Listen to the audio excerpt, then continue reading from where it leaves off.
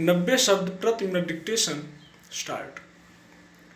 Supreme court ने महिलाओं से जुड़े मामलों की सुनवाई के दौरान जजों को अतिरिक्त संवेदनशीलता बरतने की जो सलाह दी है वह इंसाफ के तकाजे से ही नहीं, इंसानियत के लिहाज से भी एक सराहनीय पहल है।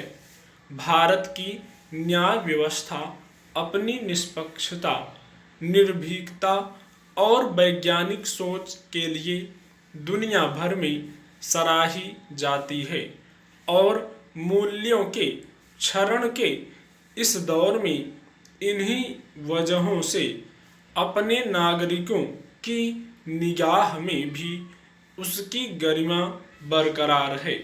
पर विगत कुछ समय में अदालती कार्यवाही के दौरान कुछ ऐसी टिप्पणियां सामने आई और मीडिया में सुर्खियां बनी जो न केवल लैंगिक समानता की संवैधानिक अपेक्षा के विपरीत थीं, बल्कि किसी भी सभ्य समाज को कबूल नहीं हो सकती।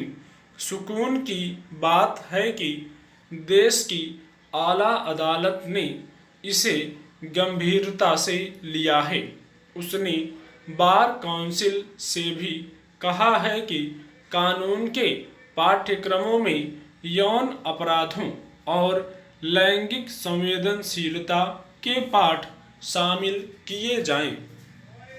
शीर्ष अदालत ने यह हस्तक्षेप मध्य प्रदेश उच्च न्यायालय के उस फैसले के संदर्भ में किया है जिसमें यौन उत्पीड़न के आरोपी को जमानत की शर्त के रूप में पीड़िता से राखी बंधवाने को कहा गया था।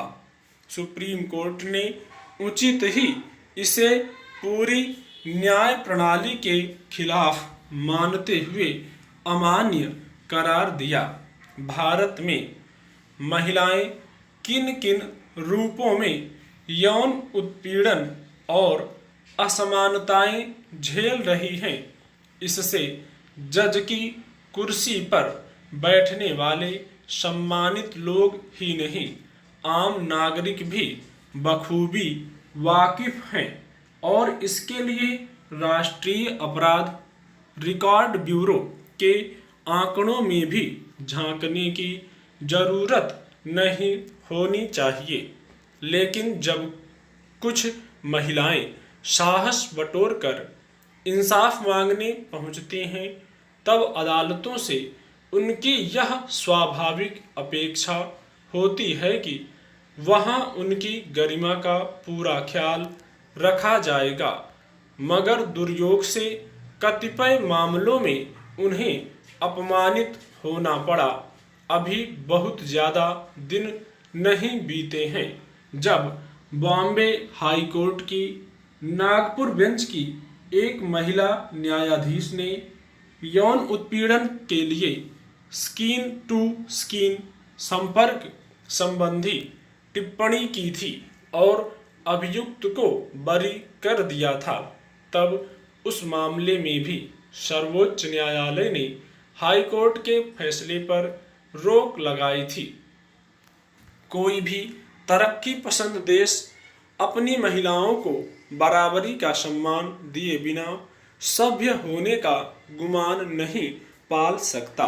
आजाद भारत ने अपने संविधान की प्रस्तावना में मोटे हरफों में व्यक्ति की गरिमा का महत्व बताया है।